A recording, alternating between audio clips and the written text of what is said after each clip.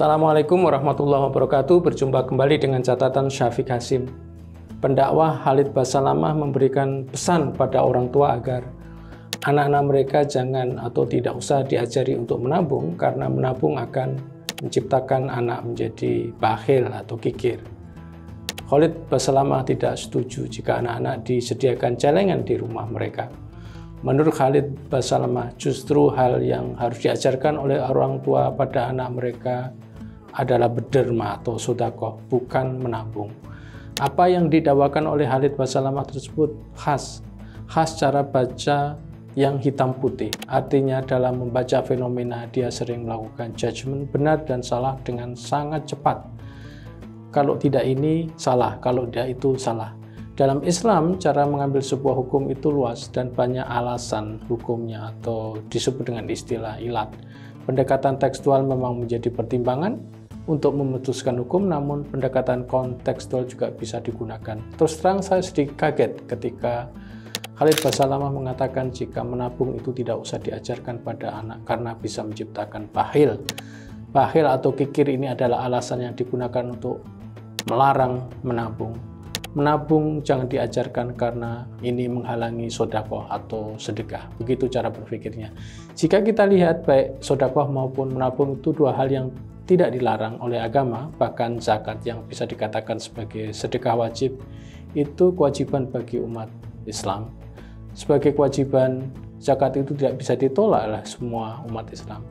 Tinggal mensosialisasinya pada anak-anak bahwa zakat wajib dengan alasan dibalik kewajiban itu, atau biasa disebut dengan hikmahnya.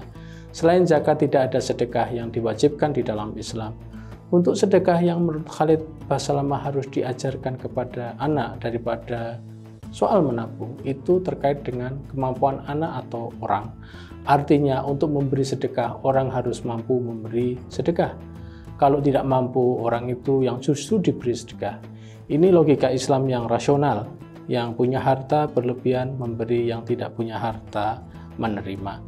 Mengajarkan anak-anak untuk sedekah itu memang harus, namun harus disertai dengan keadaan di mana kita harus mengeluarkan sedekah, yakni ketika kita dalam keadaan yang mampu.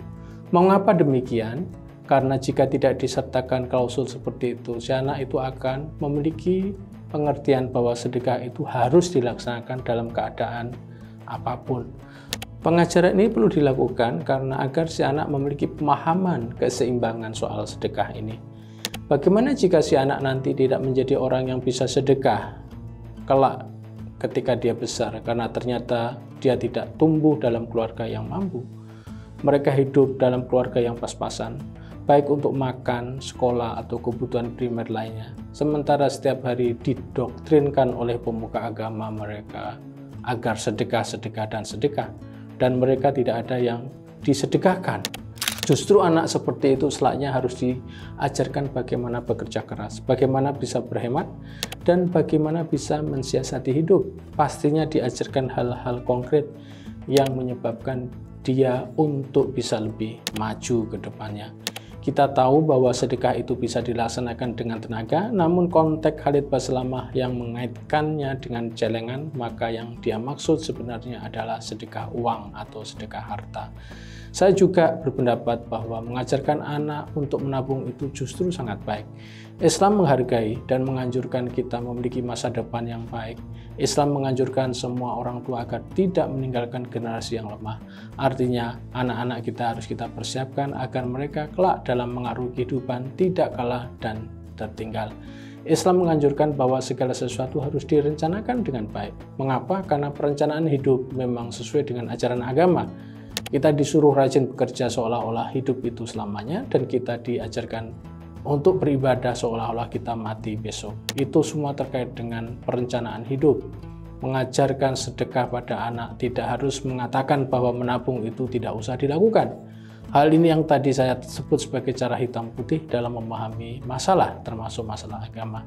Anjuran sedekah dan menabung ini bisa dilaksanakan secara bersama-sama, tidak harus saling menegasikan satu sama lainnya. Artinya, menabung dianjurkan dan sedekah juga dianjurkan. Menabung dianjurkan karena itu terkait dengan upaya mengajari anak untuk merancang hidup mereka, dan memanage rezeki dari Allah untuk kehidupan yang lebih baik ke depan. Menabung memberikan manfaat pada si anak untuk memiliki bekal untuk hidup dan juga beribadah. Bayangkan bagaimana kita bisa berhaji, terutama bagi mereka yang memiliki penghasilan sederhana, jika tidak melalui perencanaan hidup.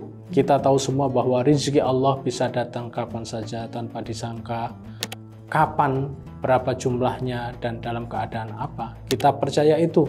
Namun kita juga harus percaya pada ayat Al-Quran yang menyatakan bahwa kita tidak bisa mengubah nasib kita, nasib keluarga kita, nasib kaum kita, kecuali dengan upaya dan usaha kita sendiri. Al-Quran menyatakan secara jelas tidak akan berubah sebuah kaum sehingga mereka mengubah dengan dirinya sendiri. Jika menabung itu merupakan persiapan dan perencanaan, maka dengan menabung itu sebenarnya kita juga merencanakan sedekah. Sedekah finansial atau harta benda sebaiknya didasarkan pada keadaan di mana kita tidak dalam keadaan sulit ketika kita mengeluarkannya, sehingga sedekah mengena tujuannya, yaitu keikhlasan. Kalau sedekah dalam keadaan kekurangan, maka Islam sebenarnya menyediakan mekanisme lain bahwa mereka justru bisa menerima sedekah karena posisinya sebagai orang yang kurang atau disebut dengan istilah fakir dan miskin. Bagaimana sih sebenarnya hukum menabung secara syariah? Banyak legitimasi yang menyatakan jika menabung itu merupakan hal yang tidak hanya boleh, bahkan dianjurkan oleh agama, oleh Al-Quran dan hadis Nabi. Prinsip Islam, menabung itu hal yang tidak dilarang. Menabung juga sangat dianjurkan dari segi kemaslahatan hidup. Jika demikian halnya, maka mengajarkan menabung pada anak juga dianjurkan, karena ini berarti menganjurkan perbuatan yang boleh dan maslahah bagi kehidupan dan masa depan anak. Sebagai catatan, pembelajaran agama pada anak seharusnya sudah dimulai dengan cara pembelajaran yang objektif dan terbuka. Kita tahu bahwa agama itu sangat luas. Satu masalah bisa didekati dengan sudut pandang yang berbeda-beda dan menghasilkan konklusi yang berbeda-beda pula. Kita tidak bisa mengajarkan generasi kita tentang agama kita dengan cara yang hitam putih dan judgmental. Bukankah kita membutuhkan generasi penerus kita yang berpikiran dan berwawasan terbuka, termasuk untuk isu-isu keagamaan mereka? Demikian, wassalamualaikum warahmatullahi wabarakatuh.